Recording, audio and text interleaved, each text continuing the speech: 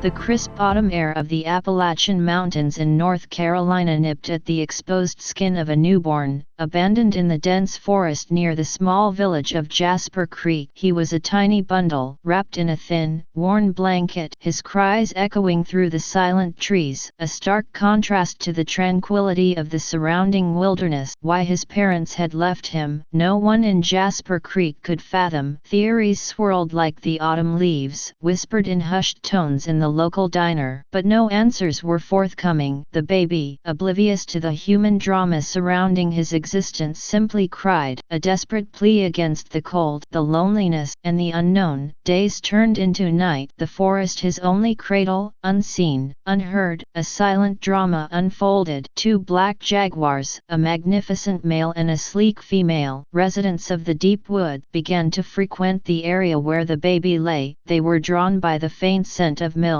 the primal instinct to protect the young, a feeling that transcended species. They observed the infant, their golden eyes gleaming in the dim light, their powerful forms radiating an aura of silent guardianship. They did not approach aggressively, did not see the child as prey. Instead, an unusual empathy seemed to emanate from them, a recognition of vulnerability. One sweltering afternoon, the tranquility of the forest was shattered by the screeching of monkeys. A troop of rhesus macaques, notorious for their opportunistic behavior, had discovered the abandoned child. They descended from the trees, their eyes glinting with a mixture of curiosity and malice. They saw the baby not as a human, but as a potential toy, a creature to be poked, prodded, and potentially harmed. Their intentions were clear. They meant to take the baby, not out of kindness, but out of a primal urge to possess. The jaguars, hidden in the undergrowth, watched the unfolding scene with growing intensity. The female, her maternal instincts ignited, let out a low growl, a warning that went unheard by the monkeys. As the macaques closed in, reaching out with their grasping hands, the male jaguar exploded from his hiding place. His roar, a thunderous sound that reverberated through the trees, sent the monkeys scattering in terror. The female joined him, her movements fluid and graceful, her presence radiating an undeniable power. The monkeys, faced with the wrath of the jaguars, retreated, their initial aggression replaced by fear. They knew they were no match for the powerful predators. The jaguars, their eyes fixed on the retreating monkeys, ensured they were far away before turning their attention to the infant. The female approached cautiously, sniffing the air, her senses attuned to the child's vulnerability. She nudged the blanket gently with her nose, a silent gesture of reassurance. From that day forward, the jaguars became the baby's protectors. They stayed close, their presence a silent shield against the dangers of the wild.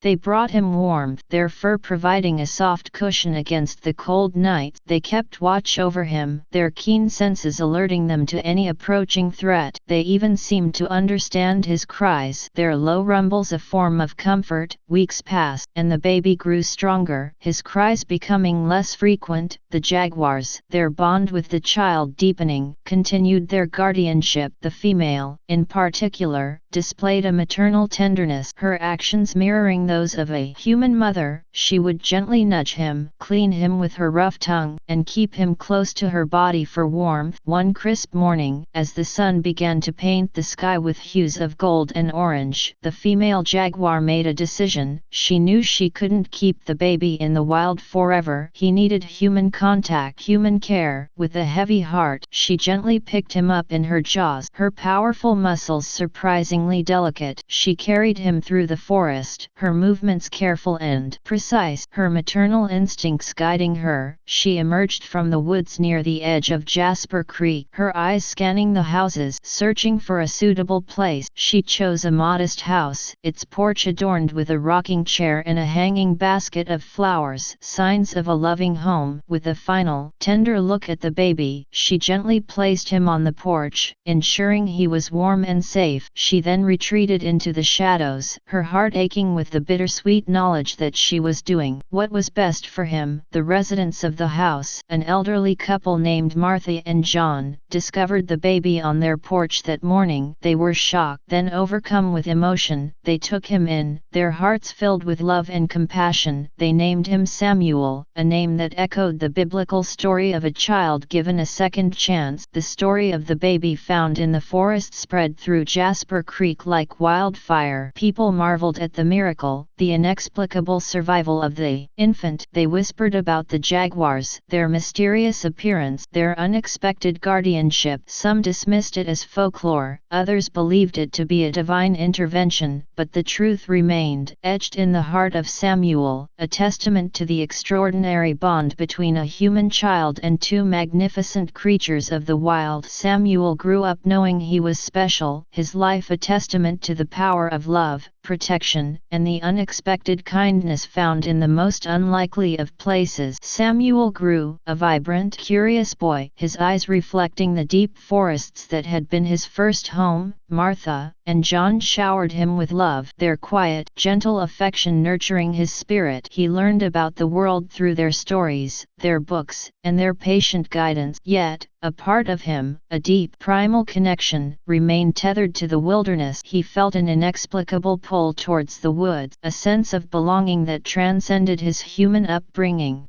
He would often wander to the edge of the forest, his gaze drawn to the towering trees, the rustling leaves, the symphony of nature's sounds. He imagined the creatures that roamed within, the secrets hidden beneath the dense canopy. He felt a strange sense of familiarity, a feeling that he had been there before, that the forest recognized him. He didn't remember anything specific, but the feeling persisted. A whisper in his soul, Martha and John, wise and perceptive, noticed Samuel's connection to the wild. They didn't discourage his explorations, understanding that it was a part of him, an intrinsic element of his being. They shared stories of the local wildlife, the majestic deer, the elusive bobcat, and, of course, the legendary black jaguars. They spoke of their beauty, their power, and their mysterious nature. They never explicitly told Samuel his own story, believing it was his to discover in his own time. As Samuel grew into a young man, his fascination with the forest deepened. He learned about its intricate ecosystem, its delicate balance, its hidden wonders. He became a keen observer of nature, his senses attuned to the subtle signs of the wild. He could track animals through the dense undergrowth, identify birds by their songs, and understand the language of the wind whispering through the trees. One crisp autumn day, as the leaves blazed with color, Samuel ventured deeper into the forest than he ever had before. He followed a winding trail, his heart pounding with anticipation, a sense of destiny guiding his steps. He felt an unseen presence, a feeling that he was being watched, that he was not alone. He wasn't afraid, though. The feeling was comforting, familiar. He came to a clearing, a small meadow bathed in the golden light of the setting sun, and there they were. Two magnificent black jaguars, a male and a female, stood at the edge of the wood, their eyes fixed on him. Samuel stopped, his breath catching in his throat. He felt no fear, only a profound sense of recognition, a feeling that he had finally come home. The jaguars didn't approach aggressively, they simply stood there, their powerful forms radiating an aura of quiet strength, their golden eyes gleaming with intelligence and warmth. Samuel took a tentative step forward, then another. He felt an invisible connection, a bond that transcended species, a link to his past, to his very beginnings. He knew, instinctively, that these were the jaguars from the stories, the guardians of his infancy, the silent protectors who had watched over him when he was abandoned and alone. He didn't know how he knew, but he did. The feeling was undeniable, etched into his very being. He reached out his hand, slowly, cautiously. The female jaguar responded, taking a step forward, her movements graceful and fluid. She nudged his hand with her head, a gentle gesture of recognition, a silent acknowledgement of their shared history. Samuel felt tears welling up in his eyes, a mixture of awe, gratitude, and profound love. He spent the rest of the day with the jaguars, sharing a silent communion, a connection that words could not express. He felt accepted, understood, as if he had finally found his place in the world. He knew he would never forget this day, this reunion, this profound connection to the wild, to his past, to the magnificent creatures who had saved his life and shaped his destiny. From that day forward, Samuel continued his connection with the jaguars jaguars. Visiting them regularly in their forest domain, he learned from them, not just about the ways of the wild, but about the deeper truths of life, the interconnectedness of all living things, the power of love and protection, and the enduring bond between humans and animals. He carried their spirit within him, a reminder of his extraordinary beginning, a testament to the unexpected kindness found in the most unlikely of places. He became a protector of the forest, a guardian of its secret, a bridge between the human world and the wild, his life a testament to the enduring power of nature's embrace.